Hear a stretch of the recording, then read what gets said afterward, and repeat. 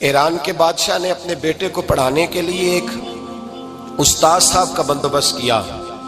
استاد صاحب کو کہا کہ میرے بچے کو دین پڑھائیے، میں چاہتا ہوں کل اس نے عنان حکومت کو سنبھالنا ہے تو یہ دین سے آگاہ ہو جائے، اس کو کچھ سکھائیے، پڑھائیے۔ بہت نیک بزرگ بڑے درویش عالم پڑھانے لگے، اسباق مکمل ہو گئے، دین کے اسباق قرآن مجید پڑھایا، احادیث طیبہ کا درس دیا، اصول فقہ سے روشناس کرایا۔ جب بچے نے مکمل تعلیم حاصل کر لی اور آمین ہو گئی، دستار ہو گئی، فارغ ہو گئے، تو پھر ایک دن استاد صاحب نے کہا بیٹے کل تم نے ضرور آنا ہے، کچھ بات کرنی ہے۔ شہزادہ گیا ملنے استاد صاحب سے، استاد صاحب نے کنڈی لگا لی، ہاتھ میں درہ پکڑ لیا، مار مار کے پورے وجود کو زخمی کر دیا، کوئی غلطی نہیں، کوئی بات نہیں، مارا۔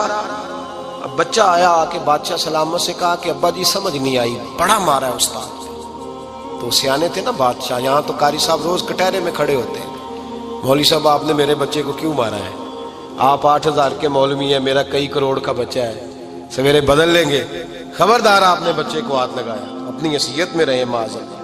جو قومیں استادوں کو کٹہروں میں کھڑا کرتی ہیں وہ ترقی نہیں کر پاتی، جو استادوں کو کٹہروں میں روز کھڑا کرتے ہیں۔ کہا ابا جی بڑا مارا ہے، تو والد بڑے سمجھدار تھے، کہنے لگے بیٹا استاد باپ ہوتا ہے، وہ زیادتی نہیں کرتا، کوئی بات ہوگی میں تیرے استاد کو کٹہرے میں نہیں بلاؤں گا۔ اماں سے بات کی، اماں کہنے لگی بیٹا میں تیرے باپ سے کیسے بات کروں، ڈرا تھا۔ وقت گزر گیا، 22 سال بیت گئے،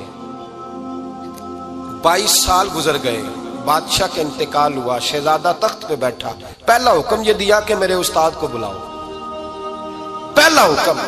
استاد جی بوڑھے ہو گئے تھے، چھڑی کے اوپر ٹیک لگا کے آئے اور بھویں سفید ہو کے جھک گئی تھیں، یوں آنکھ کھول کے بڑی مشکل سے دیکھا، کہنے لگے شہزادے حکم ہو۔ کب میں شہزادہ نہیں، اب میں بادشاہ بن گیا ہوں۔ استاد جی 22 سال بیت گئے، آپ نے مارا تھا، پر وہ درد چونکہ زیادتی کی تھی، میرا قصور کوئی نہیں تھا، تو نہ میری روح سے درد گیا ہے نہ میرے جسم سے گیا ہے، میں بے اختیار تھا، پوچھ نہیں سکتا تھا، آج با اختیار ہوا ہوں۔ سب سے پہلے پہلا حکم آپ کو دیا، بلایا ہے، بتائے کیوں مارا تھا، کیوں مجھے مارا تھا، میری زیادتی بتائے۔ تو استاد بوڑھے استاد کی آنکھیں آنسوں سے بھر گئی، کہنے لگے بیٹے بس آج کے دن کے لیے مارا تھا، یہ جو دن آ گیا نا میری زندگی میں اس لیے مارا تھا، یہ میں چاہتا تھا میری زندگی میں وقت ہے، آج کے بس میری مراد پوری ہو گئی۔ کہا صاحب کس لیے، مجھے بھی سمجھائے۔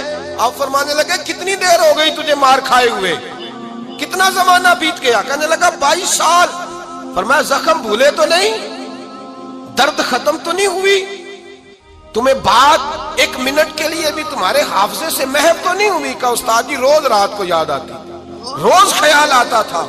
استاد کہنے لگے بھائی تو بے اختیار تھا، پوچھ نہیں سکا، 22 سال تجھے یاد رہا، مجھے پتا تھا تو ایک دن حکمران بنے گا، میں نے تجھے اس لیے مارا تھا کہ بیٹے یاد رکھنا، کسی پہ ظلم نہ کرنا، اگر تجھے 22 سال تک یاد رہا ہے تو جس پر تو ظلم کرے گا اسے بھی قیامت تک یاد رہے گا، اور یہ یاد رکھنا تو آج با اختیار ہوا تو تو نے مجھے بلا لیا ہے، قیامت کے دن غریب با اختیار ہو جائیں گے، مظلوم با اختیار ہو جائیں گے، وہ با اختیار ہوں گے، للہ الواحد القہار، رب کریم کی بارگاہ کے اندر ان کا اختیار ہوگا، اکیلے اللہ کی حکمرانی ہوگی، پھر وہ بلائیں گے بڑے بڑے کج کلاہ، دنیا میں جن کی پگڑیاں اونچی تھیں وہ سر جھکائے کھڑے ہوں گے، دنیا میں جو ڈکٹیٹر بنتے تھے ان کی پشتیں لال ہوں گی، ان کو غدار لکھا جائے گا، قیامت تک نہیں بھولے گا۔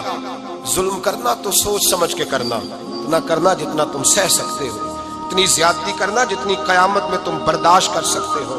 میرے نبی کریم صلی اللہ علیہ وسلم نے فرمایا ظلم سے بچو، یہ قیامت کے اندھیروں میں سے ایک اندھیرا ہوگا، زندگی میں زیادتی نہ کریں، اگر تھوڑی دیر کے لیے کوئی چیز برداشت کر جائیں گے تو وہ فائدہ دے جائے گی، کچھ دیر کے لیے اگر سہ جائیں گے تو نفع مل جائے گا، سہنے کی کوشش کریں لیکن زیادتی نہ کریں، نظر کو، سوچ کو، ذہن کو پاک رکھیں، اور میرے بھائی زندگی پوری ظلم سے بچیں۔